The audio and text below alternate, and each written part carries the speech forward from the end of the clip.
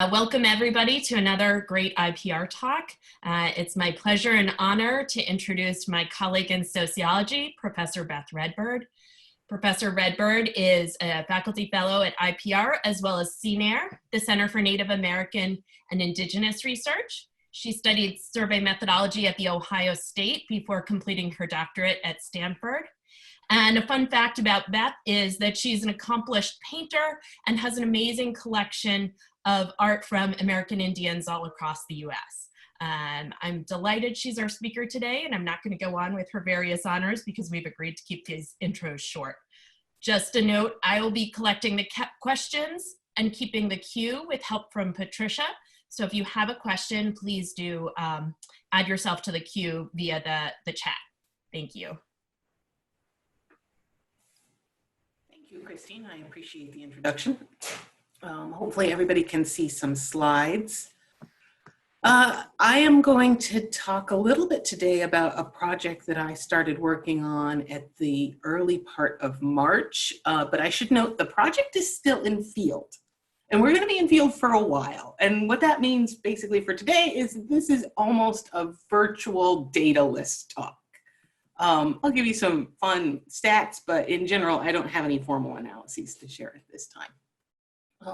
So I was sitting around watching the president's declaration of emergency, and it was a week in which my life had changed quite a lot. My husband, who works in Northern California, had ended up under a stay-at-home order.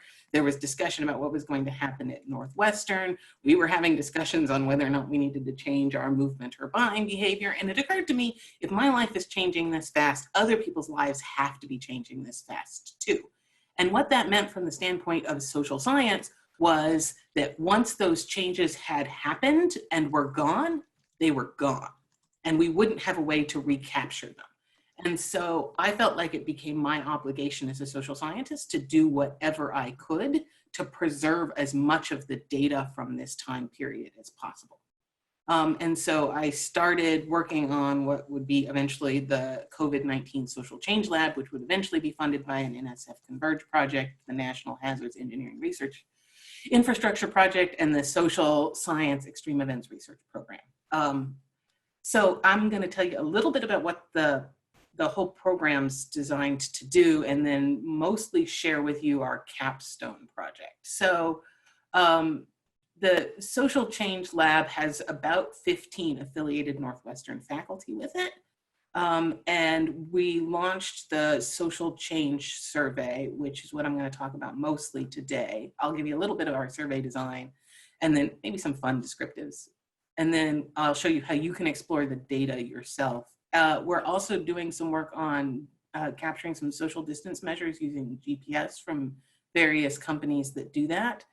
We also have done some work to preserve the local policy response. Since the United States response to the pandemic has been so decentralized, we wanted to make sure we captured what cities and counties were doing in their policy response to COVID. And then we're also capturing some visual and storytelling data in the lab.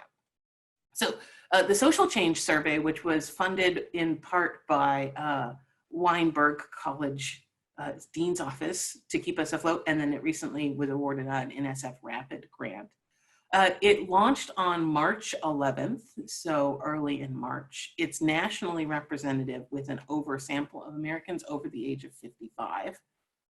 It's administered daily, which I'll talk about in a second and what that means, but it's a panel survey that has follow-up waves to it, and it's a typical internet panel survey. So what that means is that we're surveying people on the internet and all the things that entails. And during the questions, I can talk about the sampling frame a bit more if people are interested. It's a daily survey. And so what that means is we survey about 200 people every day, different 200 people every day. As of last week, we had about 8,500 people in the sample. But what that means is that we're really good at our original goal, which is to capture fast-moving changes. And so we're really good at time series analysis. So for instance, here's a chart of just how serious a threat COVID-19 is to your health, nationally represented by day. And you can see people increased their view of the threat of COVID, and that's starting to decline as of last week.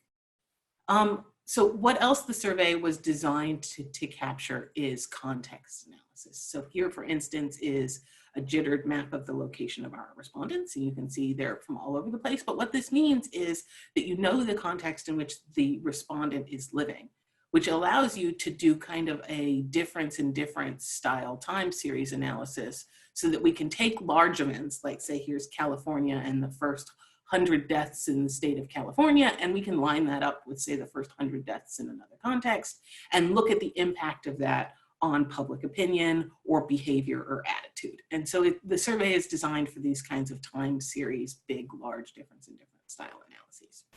But the survey is also a panel survey. And what that means is that last week when, the conversation had sort of changed in the United States and we were no longer talking quite so much about should we close schools and should we have social distancing, and instead we're starting to talk about reopening, we pivoted. And now we've returned to all about 7,800 of our respondents, and we're giving them a second wave. We're following up with them.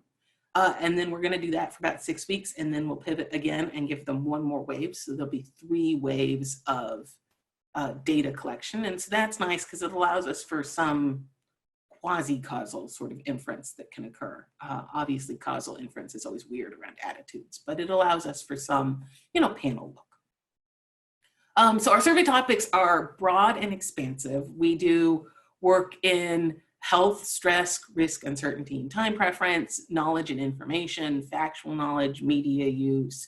We map their information exchange networks. We do a bunch around trust and use of science. We look at household response, such as preparation behaviors, distancing behaviors. We're capturing information on time use. We're looking at respondents' view of institutional response, their trust in institutions, how they feel about the response of institutions at various government levels. Trust, solidarity, and civic engagement. We're looking at family financial well-being, including pre and during changes in job and income. Employer response, we're mapping their information exchange networks. We're looking at their view of public policy response, how they feel about various policy prescriptions, some stuff about rights versus safety. And then we're also looking at the family and household, so family relationships, migration, childcare, homeschooling, school response, and demographics. Well, the next big step we're trying to accomplish is for wave 3 to send everybody access to an antibody test, so that maybe we have the chance to know whether or not people got sick and how that lines up with a whole host of behaviors, attitudes, information, etc. So that's our next big quest. I don't know the probability we'll succeed, but we're going to try. All right. I thought you might enjoy a few kind of funnish results. I'd like to point out they are extra preliminary. There is nothing formal here. So first off, just some inequality in who's taking precautions. So for instance, if I asked respondents, are you staying away from crowds? We see that there is, sorry, we're having technical difficulties here. All right, I give up. We see that there's some racial inequality in who's staying away from crowds, but for the most part, people started staying away from crowds really early on, and they did it by and large. So more than 80%, about 86% of Americans are staying away from crowds, and we've been doing it fairly consistently for the whole time frame, right? The same is kind of true by age, except you see older Americans are more likely to stay away from crowds, and they started sooner. Older Americans started staying away from crowds sooner, and they haven't dropped off quite as much, whereas young Americans took longer to stay away from crowds, and they've already started to cease some of these social distance practices.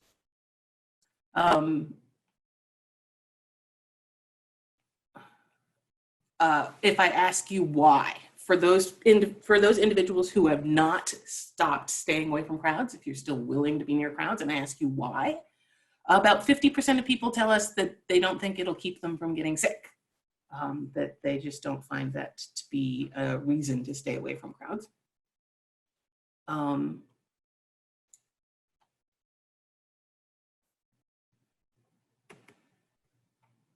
I could ask you, have you taken the precaution of stopping attending church or worship?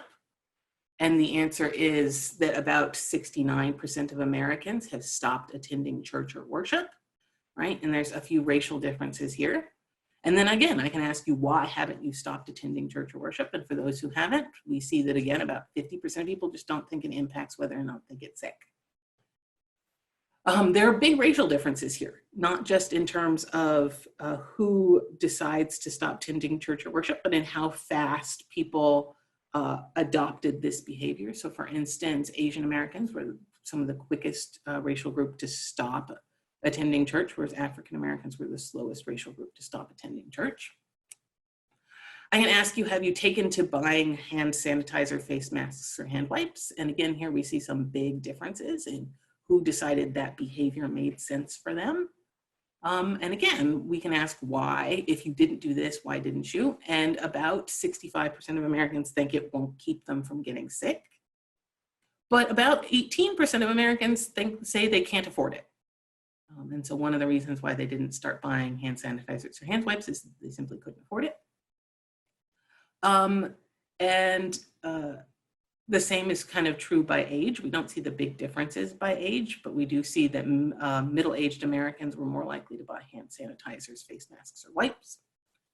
And that there again was kind of differences in timeline of adoption. So that chart sort of masks a lot of time variability, where we saw that actually young adults were the quickest group to adopt buying these behaviors, but older Americans quickly caught up, and then young adults have sort of declined in their use of these products over the period of time that we've been surveying.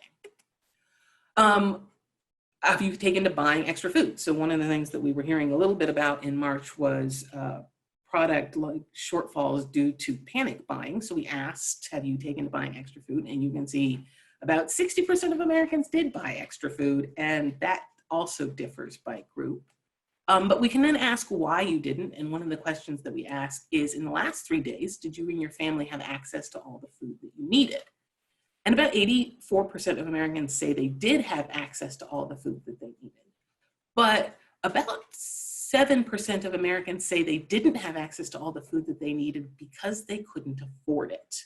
And here we see some big racial differences. For instance, 23% of American Indians say they didn't have enough food because they couldn't afford it.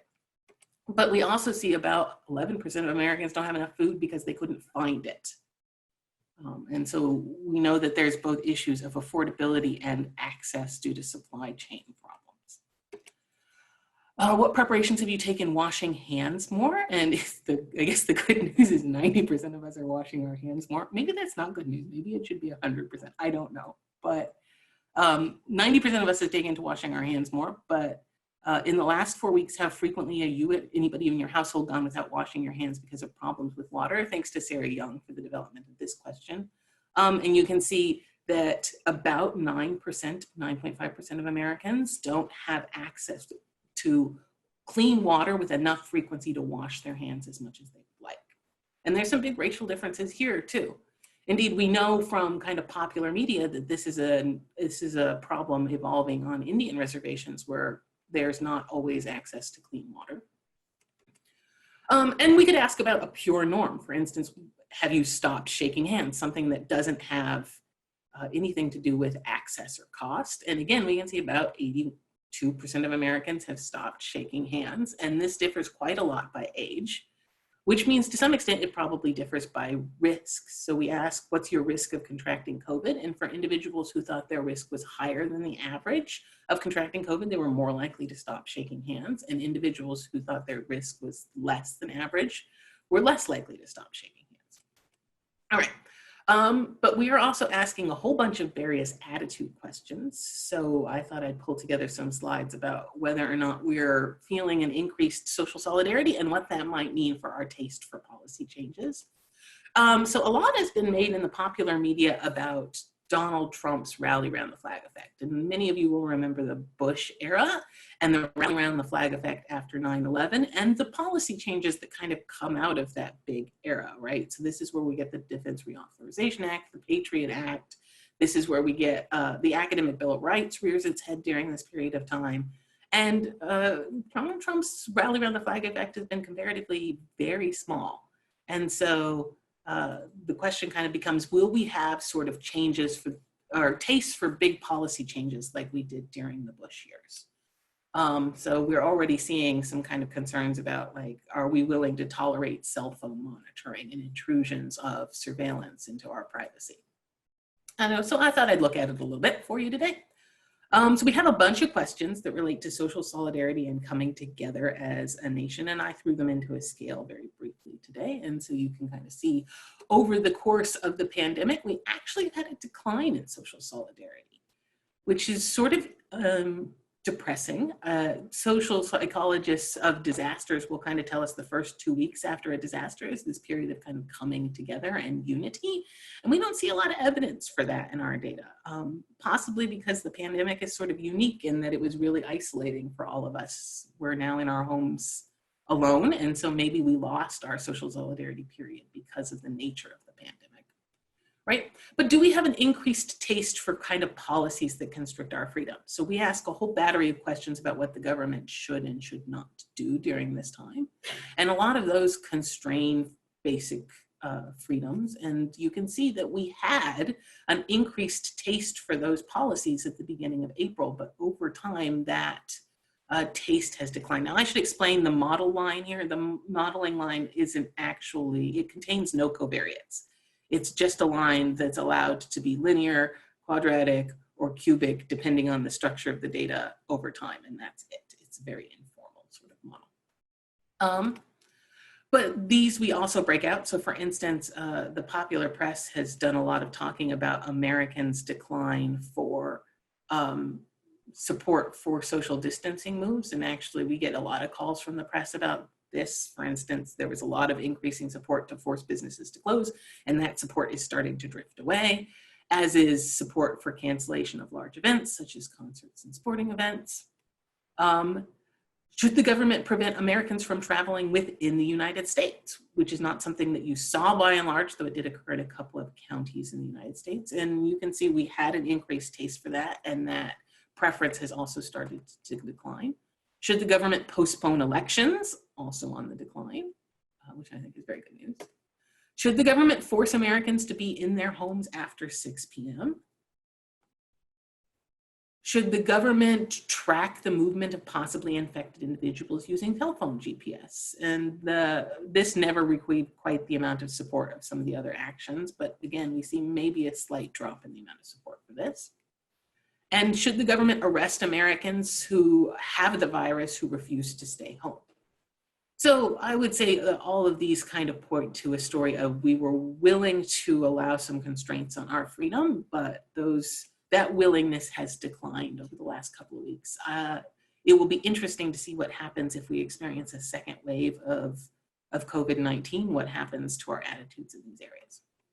And then last, the government should force us to get a vaccine once one is developed, and again, declining support for that as well. All right, so some of this points to maybe a change in the way we understand American exceptionalism. So we have a patriotism scale in which we ask some questions about how patriotic a person is.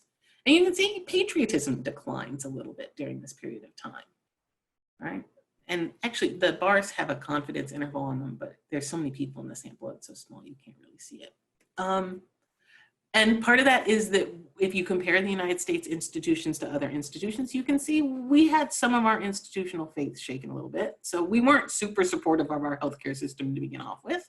And over the course of the pandemic, we became a little bit more convinced that this was a problem with our healthcare system, right? We also noticed that our economy tanked. We are well aware of that fact. And so if you compare our economy to other economies in the world, we definitely felt that. But we also see some declining support for, say, how exceptional the US military is, which isn't something that's directly related to COVID-19 and points to maybe this differential understanding of American institutions and the competence of American institutions. Now, we did see a couple of prominent examples of COVID-19 on naval carriers, and so maybe we're picking up some of that as well. So I also threw a few questions around media consumption together, in part due to the help of Rachel Davis-Mercy. I'd like to point out I'm not a communications or journalism person, but I was kind of curious as to, in periods of changing uncertainty, do we seek out more information? And I'm sure a journalism or communication scholar could tell us the answer to this. I just was curious, so I ran a few numbers. And so we asked them over the last week, how has your total minutes of media consumption changed? And you can see, actually, despite the fact that we're at home more, we're declining a little bit in the number of media, the amount of news media that we consume. But this isn't consistent by party. So here I broke it out by strong Democrat, weak Republican, and strong Republican. And you can see that this decline is not sort of universal across the period, nor by party. But then we also ask about various different types of media. So for instance, consumption of the national nightly news is also declining in this period. And again, that's not totally consistent across party, where we see weak and strong Democrats have increased their consumption of national nightly news a little bit, but weak and strong Republicans have declined their watching of national nightly news a little bit.